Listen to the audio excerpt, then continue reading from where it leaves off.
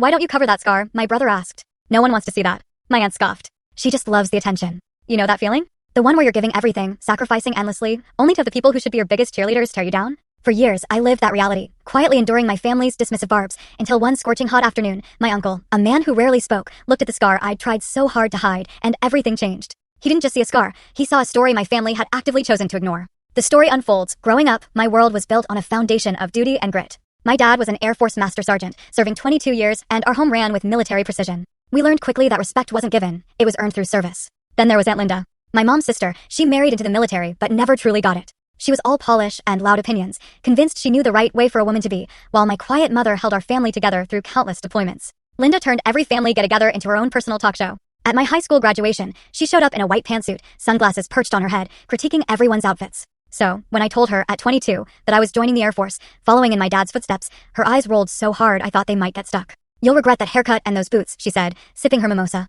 Men don't like women who try to be men. My dad just clenched his jaw. He didn't say anything, but I knew what he was thinking. I learned early on that Aunt Linda's approval wasn't something you earned through hard work, it was something she dispensed, based on whether you fit her impossibly narrow definition of femininity. Still, I showed up. Every birthday, every barbecue, every holiday. I wore my dress blues when I could, civilian clothes when I couldn't. I listened to her go on about her book club, her garden, her theories about aggressive modern women. I smiled through her jokes about G.I. Jane and her suggestions that I'd never find a husband if I kept playing soldier. Her husband, Colonel Raymond Moore, was a retired Army officer.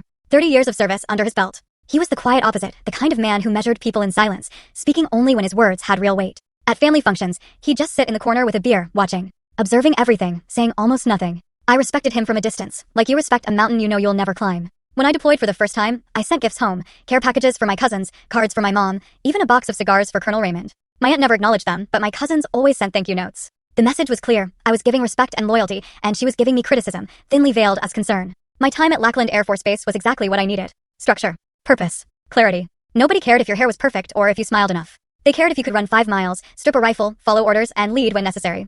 I excelled because I understood discipline. By the time I was a second lieutenant, I'd found a meritocracy, a world my aunt could never offer. My first assignment was logistics. Long hours, meticulous work.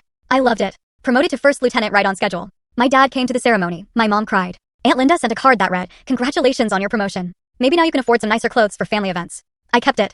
I still don't know why. Maybe as a stark reminder that some people will never see you, no matter what you achieve. My second tour took me to the Middle East. Full story on the channel. Link below. Click now and watch what happened next.